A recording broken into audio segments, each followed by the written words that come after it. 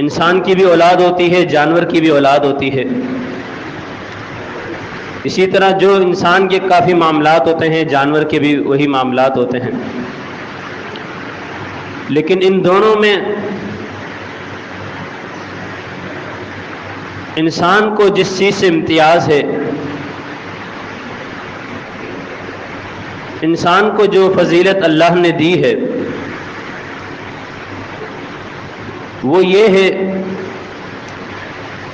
کہ انسان کوئی چیز پانے کی کوشش کر سکتا ہے، اور ان دونوں میں جو فرق ہے وہ چیز وہ ہے علم ہے. انسان علم حاصل کر کر اپنی آخرت کامیاب بنا سکتا ہے. انسان کو بتا دیا گیا ہے کہ یہ راستے ہیں، اس راستے پر جاؤ گے تو کامیاب ہوگے، اس راستے پر جاؤ گے تو ناکام ہو جاؤ گے.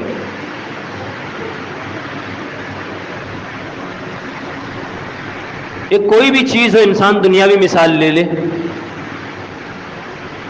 ایک گیم کی مثال لے لو. اگر انسان ایک گیم کھیلتا ہے، کوئی مشکل گیم ہے، اگر اسے کھیلنا نہیں آتی تو انسان وہ کھیلے گا تو نہیں چل پائے گا آگے. پھر وہی انسان اس کو سیکھے گا، اس کو سمجھے گا، اس کے بارے میں پڑھے گا، معلومات حاصل کرے گا، کسی کے پاس جائے گا، مجھے بتائیں کہ یہ گیم کیسے کھیلی جاتی ہے. پھر اس کو بتایا جائے گا کہ یہ ایسے کھیلی جاتی ہے، اس میں یہ ہوتا ہے، اس میں یہ ہوتا ہے. انسان کو معلومات مل گئی، انسان کو اس چیز کا علم آ گیا. پھر اگر وہ انسان یہ گیم کھیلتا ہے تو وہ صحیح کھیلے گا، اور دوسرا کوئی آ کر کھیلے گا تو اس کو سمجھ ہی نہیں آئے گی، کیونکہ اس چیز کا علم اس بندے نے حاصل کیا ہے، اس چیز کی معلومات اس بندے نے حاصل کی ہے. اسی طرح اگر ایک چیز کا علم جو انسان حاصل کرے گا وہی کامیاب ہوگا، اسی کو سیدھا راستہ نظر آئے گا اور وہ سیدھے راستے کی طرف گامزن ہوگا. اللہ تعالیٰ نے قرآن مجید میں فرمایا قُلْ هَلْ يَسْتَوِي الَّذِينَ يَعْلَمُونَ وَالَّذِينَ لَا يَعْلَمُونَ، کہ جو علم رکھتے ہیں یا جو علم نہیں رکھتے وہ دونوں برابر نہیں ہو سکتے. یہ استفہام انکاری ہے، یہاں پر نفی کا معنی کہ ایسا ہو ہی نہیں سکتا کہ جو شخص علم رکھتا ہو وہ بھی برابر ہو، اور جو نہ علم رکھتا ہو، جس کے پاس علم نہ ہو، وہ شخص بھی برابر ہو. نبی علیہ السلام کی حدیث ہے طلب العلم فریضۃ علی کل مسلم، کہ ہر مسلمان پر یہ فرض ہے کہ وہ علم کو حاصل کرے. حصول علم کے لیے وہ نکلے، وہ تلاش کرے، وہ سفر کرے اور اللہ کے دین کا علم حاصل کرے. ایک اور حدیث نبی علیہ السلام کی من سلک طریقا یلتمس فیہ علما سہل اللہ لہ بہ طریقا الی الجنہ، کہ جو شخص اللہ کی رضا کے لیے، حصول علم کے لیے نکلتا ہے، اللہ تعالیٰ اس کے لیے جنت کا راستہ آسان کر دیتا ہے. جو شخص دین کا علم حاصل کرتا ہے، اللہ تعالیٰ نے اس کے لیے 5 انعامات رکھے ہیں. آج اگر اعلان ہو جائے کہ کوئی بندہ یہ چیز سیکھ جائے، اس کو یہ انعام دیا جائے گا، دنیاوی انعامات، تو انسان اپنی ساری طاقتیں، کاوشیں لگا دیتا ہے کہ میں یہ کام سیکھ جاؤں، یہ میں کام کر جاؤں. وہ 5 انعامات میں سے ایک انعام کیا ہے کہ جو شخص علم حاصل کرتا ہے، اللہ تعالیٰ اس کے لیے جنت کا راستہ آسان کر دیتا ہے. 2 شخص ایک ہی راستے پر چل رہے ہیں، ایک ہی گلی سے گزر رہے ہیں، لیکن ان میں سے ایک شخص اللہ کے دین کا علم حاصل کرنے جا رہا ہے اور دوسرا شخص اپنے ایک کام کے لیے جا رہا ہے. ان دونوں میں سے بہتر وہ شخص ہے جو اللہ کے دین کا علم حاصل کرنے جا رہا ہے. اللہ نے اس کے لیے جنت کا راستہ آسان کر دیا. سب سے بڑا انعام یہ ہے، ایک انسان کے لیے جنت کا راستہ آسان کر دیا جائے، اس سے بڑا کوئی انعام ایک شخص کے لیے، ایک مومن کے لیے نہیں ہوگا. یہ سب سے بڑا انعام ہے. کہ اللہ تعالیٰ اس شخص کے لیے جنت کا راستہ آسان کر دیتا ہے. اور دوسری بات کیا کہ فرشتے اس بندے کے لیے اپنے پروں کو بچھا دیتے ہیں. جو شخص اللہ کے دین کا علم حاصل کرنے کے لیے نکلتا ہے، حصول علم کے لیے علم کی تلاش میں نکلتا ہے، فرشتے اس کے لیے اپنے پر بچھا دیتے ہیں. اور فرشتے کوئی کم نہیں ہے، فرشتوں کی تعداد بہت زیادہ ہے.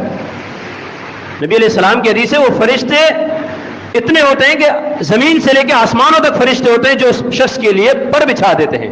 کس شخص کے لیے؟ صرف اس ایک انسان کے لیے جو اللہ کے دین کا علم حاصل کرنے کے لیے نکلتا ہے.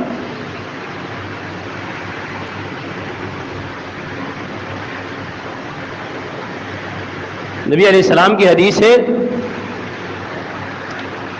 کہ بیت المعمور جہاں فرشتے نماز ادا کرتے ہیں، روز وہاں 70,000 فرشتے نماز ادا کرتے ہیں. 70,000 فرشتے. اور ان میں سے جس نے ایک دن ایک نماز پڑھ لی قیامت تک اس کی باری نہیں آتی. اتنی کثیر تعداد میں فرشتے ہیں. تو یہ حقیقت ہے کہ جو شخص اللہ کے دین کے علم کے لیے نکلتا ہے، اللہ تعالیٰ اس کے لیے جنت کا راستہ بھی آسان کر دیتا ہے اور فرشتے اس کے لیے اپنے پروں کو بچھا دیتے ہیں. اور تیسرا انعام کیا ہے کہ اس شخص کے لیے جو حصول علم کے لیے گھر سے نکلتا ہے، اس شخص کے لیے اللہ تعالیٰ کی مخلوقات جو سمندر میں ہیں، جو بلوں میں ہیں، جو جنگلوں میں ہیں، پہاڑوں میں ہیں، جتنی بھی اللہ تعالیٰ کی مخلوقات ہے وہ اس کے لیے بخشش کی دعا کرتی ہے. آج ہر انسان کسی سے کہہ رہا ہوتا ہے بھائی میرے لیے دعا کرنا، اللہ میرے معاملات آسان کرے، اللہ مجھے معاف کر دے. ہر انسان کسی سے کہہ رہا ہوتا ہے کہ یار میرے لیے دعا کرو، میرے لیے دعا کرو. لیکن یہاں جو شخص اللہ کی رضا کے لیے، اللہ کے دین کا علم حاصل کرنے کے لیے اپنے گھر سے نکلتا ہے، اللہ تعالیٰ کی مخلوقات اس کے لیے دعائیں کرتی ہیں. یہاں تک کہ مچھلیاں سمندر کے اندر، کتنی مچھلیاں ہیں کسی کو پتہ ہے؟ آج مچھلیاں کتنی تعداد میں ہیں، ساری مچھلیاں سمندر کے اندر اس شخص کے لیے دعائیں کر رہی ہیں. کس شخص کے لیے؟ کہ جو اللہ کے دین کا علم حاصل کرنے کے لیے نکلا ہے، اس شخص کے لیے وہ ساری مچھلیاں دعائیں کر رہی ہیں کہ اللہ اس کو معاف کر دے، بخشش کی دعائیں کر رہی ہیں. چونٹیاں، کتنی تعداد میں چونٹیاں ہوں گی، وہ اپنے بلوں کے اندر دعائیں کر رہی ہیں. جنگلات کے اندر کتنے درندے پرندے، وہ سارے اللہ تعالیٰ کی مخلوقات اس شخص کے لیے دعائیں کر رہی ہے کہ اللہ تعالیٰ اس کو معاف کر دے. کس شخص کو معاف کر دے؟ اللہ. کہ جو حصول علم کے لیے اپنے گھر سے نکلا ہے، اللہ کی رضا کے لیے، اللہ کے دین کا علم حاصل کرنے کے لیے.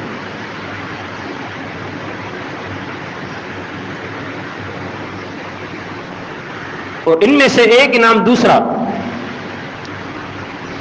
وہ یہ ہے کہ ایک عالم کو، ایک عابد پر ایسے فضیلت ہے جس طرح 14ویں کے چاند کو بقیہ ستاروں پر فضیلت ہے.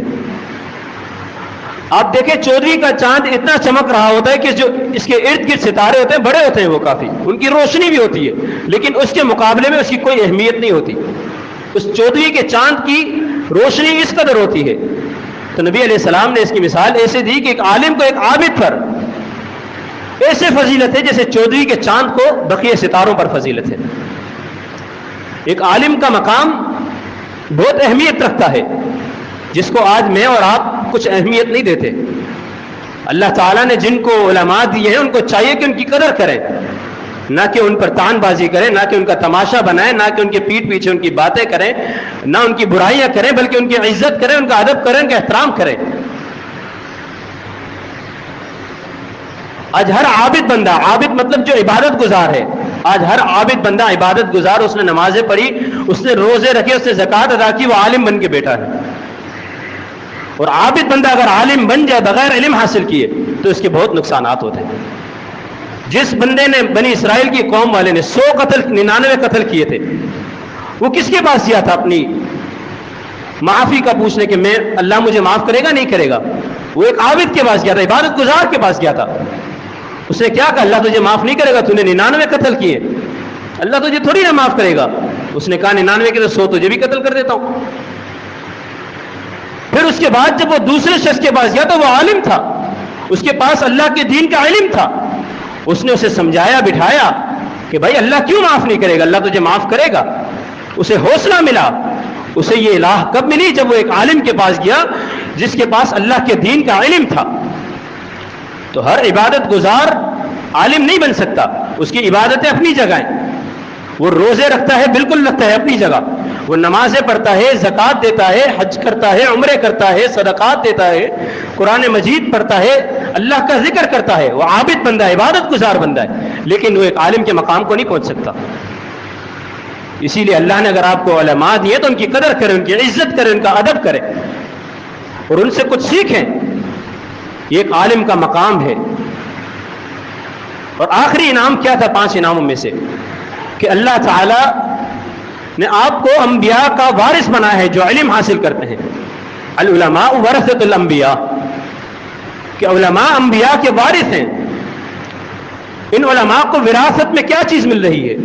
کوئی مال و دولت نہیں مل رہی. انبیاء کا ورثہ کیا ہے؟ وراثت کیا ہے ان کی وراثت علم ہے.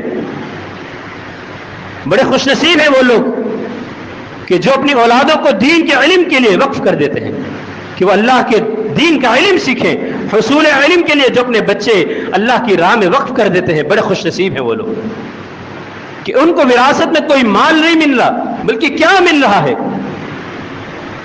علم مل رہا ہے. اللہ کے پیارے پیغمبر اور صحابہ کرام کا علم ان لوگوں کو مل رہا ہے جو اللہ کے دین کا علم حاصل کرنے کے لیے نکلتے ہیں. اللہ نے آپ کو اولاد دی ہے، 4 بیٹے دیے، 3 بیٹے دیے، 2 بیٹیاں دی، 5 بیٹیاں دی. اللہ نے آپ کو اولاد دی ہے، اتنے بیٹے بیٹیاں دی ہیں، تو ایک اولاد کو آپ اللہ کے دین کے لیے تو وقف کریں. اپنی ایک اولاد تو ایسی اللہ کے دین کے لیے دی جو آپ کو کامیاب کرا سکے، جو آپ کے لیے، آپ جب قبر میں ہو تو آپ کے لیے دعائیں کر کے آپ کی مغفرت کرا سکے. اگر آپ اس دنیا سے چلے جائیں تو یہ مصلی پہ کھڑا ہو کے آپ کا جنازہ پڑھا سکے. ایسی کوئی اولاد بھی تو تیار کریں اپنی. ایک اولاد تحریک انصاف کو دی، ایک پی ٹی آئی کو دی، ایک نون لیگ کو دی، ایک پیپلز پارٹی کو دی. ایک اولاد یہاں بھی تو دے دیں. آج دیکھیں نوجوان کیسے گھوم رہے ہیں، کوئی کس کو سپورٹ کر رہا ہے. کوئی رمضان کا مہینہ تھا، ابھی آپ نے دیکھا تھا، مسجدیں ویران تھی، تراویح کا ٹائم تھا، مسجدوں میں رش نہیں تھی، لیکن جہاں جلسہ تھا وہاں بہت رش تھی.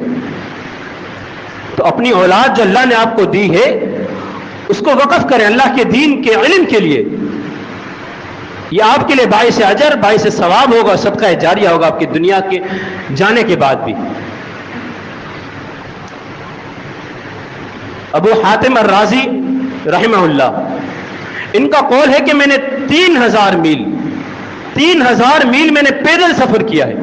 کس کے لیے سفر کیا پیدل؟ کوئی بزنس تھا، کوئی کاروبار تھا؟ نہیں، صرف حصول علم کے لیے 3000 میل پیدل سفر کیا ہے. کوئی سہولیات نہیں تھی، نہ جہاز، نہ ٹرین، نہ کوچ، کچھ بھی نہیں. پیدل سفر 3000 میل کیا ہے. پھر ان کے شاگرد نے پوچھا پھر کیا آپ نے چھوڑ دیا سفر کرنا؟ کہا نہیں، میں نے پھر چھوڑا نہیں، میں نے گننا چھوڑ دیا. سفر میں نے نہیں چھوڑا، میں نے گننا چھوڑ دیا کہ میں نے کتنا سفر کیا اللہ کے دین کے علم کے لیے. تو علم حاصل کریں. اگر آپ نہیں کر سکتے، آپ کی زندگی نکل گئی، تو آپ کی اولاد کو علم کے لیے وقف کریں. آپ کے بیٹے ہیں، بیٹیاں ہیں، اولاد ہے، اس کو اللہ کے دین کے علم کے لیے وقف کریں تاکہ وہ سیکھ کے آگے جا کے اپنی نسلوں کی تربیت کر سکے. آپ اپنی بیٹی کی ایسی تربیت کریں کہ آگے جا کے اس کی اولاد ہو تو وہ اپنی اولاد کو خود ہی تعلیم دے سکے، خود ہی اس کی تربیت کر سکے، نہ کہ اسے کہیں اور جانا پڑے، کہیں اور کسی مدارس میں بھیجنا پڑے، بلکہ خود ماں اپنی اولاد کی تربیت کرے. اور بچے کی پہلی درسگاہ اپنی ماں کی گود ہوتی ہے. ابو حاتم الرازی کے بارے میں ہی ایک قول ہے کہ ایک بار یہ علم کے سفر کے لیے نکلے، ان کے پاس زیادہ راہ ختم ہو گیا، انہوں نے اپنے کپڑے بیچ دیے. کیوں بیچے کپڑے؟ علم حاصل کرنے کے لیے کہ زیادہ راہ میرے پاس آ جائے، میں اللہ کے دین کا علم حاصل کر لوں اور کامیاب بن جاؤں. اصل زندگی یہی ہے. عبد المنان نذیر آبادی رحمہ اللہ، یہ میاں نذیر محدث دہلوی رحمہ اللہ کے پاس گئے ان کے مدرسے میں کہ مجھے داخلہ دیجئے، مجھے علم حاصل کرنا ہے، مجھے اپنے آپ کے مدرسے میں داخلہ دیجئے. تو انہوں نے کہا کہ آپ ٹیسٹ دیجئے. انہوں نے جب اس کا امتحان لیا، ٹیسٹ لیا، تو کامیاب ہو گئے ٹیسٹ میں. کہا آپ کامیاب ہو گئے لیکن ہم آپ کو داخلہ نہیں دیں گے. بھائی کامیاب ہو گئے تو کیوں داخلہ نہیں دیں گے؟ بولا کہ ہمارے پاس کھانے کا سسٹم نہیں ہے، ہم آپ کو رکھ تو دیں گے لیکن ہم آپ کو کھانا نہیں دے سکتے. تو انہوں نے کہا میں یہاں کھانا کھانے نہیں آیا، میں یہاں علم حاصل کرنے آیا ہوں. یہ ان کا شوق تھا، ان کی جستجو تھی کہ میں یہاں علم حاصل کرنے آیا ہوں. تو ان کے اصرار پر انہیں داخلہ دے دیا گیا. جب باقی طلباء سے ان کو کہا کہ جب تم کھانا کھاؤ گے ہر بندہ اپنے کھانے میں سے ایک ایک نوالا چھوڑ جائے، میں اس کو کھاؤں گا. ایک ایک نوالا چھوڑ کے جائے، میں اس کو کھاؤں گا. ایسے کرتے رہے. امیر شہر، بادشاہ تھا، امیر تھا، اس کو خواب آیا. دیکھیں اللہ تعالیٰ ایسے بندوں کی کیسے قدر کرتا ہے، اللہ تعالیٰ ایسے بندوں کی کیسے عزت رکھتا ہے. امیر شہر کو خواب آیا کہ اس مدرسے میں جاؤ، ایک بچہ ہے. ایک بار خواب آیا کہ اسے تمہیں کھانا کھلانا ہے، اس کی ذمہ داری تمہیں لینی ہے. دوسری بار آیا، اس نے اگنور کر دیا. تیسری بار بھی یہی خواب آیا. وہ شخص چل کے مسجد میں آیا، امام صاحب سے کہا مجھے آپ کے جتنے ادارے میں بچے سب کو بلائیں. بلایا گیا، دیکھا تو وہی بچہ کھڑا ہوا تھا. ان سے پوچھا گیا کیوں آپ نے بچوں کو بلایا؟ کہا مجھے 3 دن سے خواب آ رہا ہے. وہ خواب کیا ہے کہ مجھے اس بچے کو کھانا پہنچانا ہے. وَمَا كَانَ رَبُّكَ نَسِيًّا، اللہ تعالیٰ بھولنے والا نہیں ہے. اللہ کے دین کے لیے اگر بندہ قربانی دیتا ہے تو اللہ تعالیٰ اس کی قربانی کو قبول کرتا ہے اور اللہ تعالیٰ اس کا اجر اسے بہترین عطا کرتا ہے. امیر شہر آ رہا ہے اس کو کھانا پہنچانے، کیوں آ رہا ہے؟ اللہ تعالیٰ کے دین کا علم حاصل کرنے کے لیے وہ نکلا.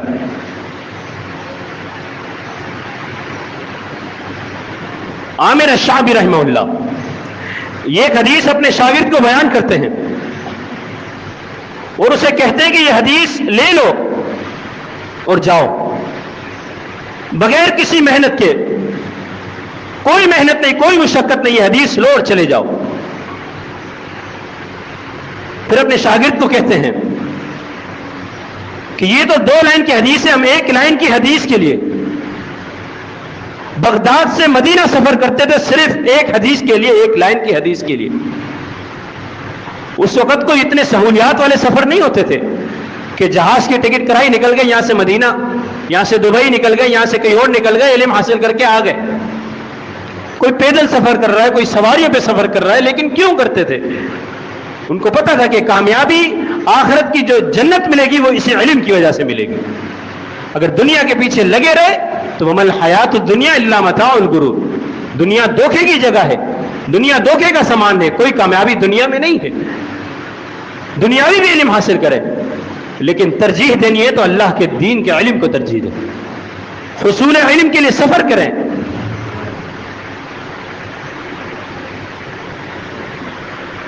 سفیان ثوری رحمہ اللہ، یزید بن حبیب، ان کے پاس سفیان ثوری آتے ہیں اور کہتے ہیں کہ مجھے حدیث بیان کیجیے. یزید بن حبیب کہتے ہیں کہ میں آپ کو حدیث بیان نہیں کر سکتا. سفیان ثوری رحمہ اللہ نے کہا کیوں نہیں کر سکتے؟ فرمایا کہ ابھی میرے پاس شیطان آیا تھا، اس نے مجھ پر حملہ کر دیا ہے کہ سفیان ثوری جیسا محدث تیرے پاس آیا حدیث لینے. اور اگر انسان علم کے لیے نکلتا ہے تو اس کے اندر اخلاص ضروری ہے. اگر اخلاص نہیں تو اس کا سارا سفر تباہ برباد ہے. کہ سفیان ثوری جیسا محدث یزید بن حبیب کے پاس آیا، کیوں آیا؟ ایک حدیث لینے کے لیے. شیطان نے آ کر حملہ کر دیا. تو اگر اللہ کے دین کا علم حاصل کرنے کے لیے نکلتے ہیں تو اس کے اندر اخلاص کا ہونا بہت ضروری ہے. اگر اخلاص نہیں تو عمل تباہ ہو جائے گا، برباد ہو جائے گا. ابو خیثمہ زہیر بن حرب کا قول ہے، غالباً ابو درداء رضی اللہ عنہ سے یہ قول نقل کرتے ہیں اپنی کتاب العلم میں کہ عالم بن جاؤ یا متعلم یا طالب علم بن جاؤ. عالم بن جاؤ یا طالب علم بن جاؤ. اگر یہ 2 نہیں بن سکتے تو پھر علم کو سننے والے بن جاؤ. عالم بن جاؤ یا متعلم یا طالب علم بن جاؤ.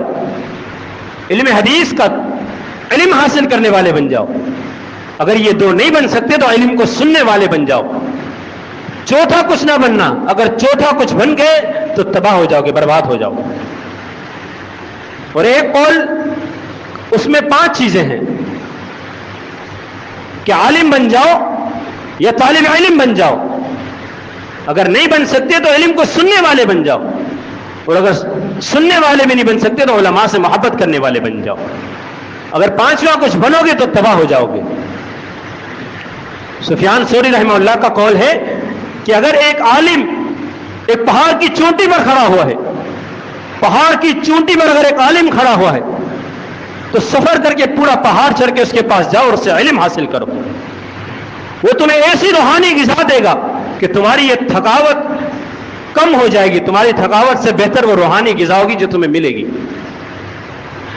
ابن قیم رحمہ اللہ کا قول ہے کہ جس بستی میں کوئی عالم نہ ہو تو اس بستی والوں پر ہجرت کرنا فرض ہے.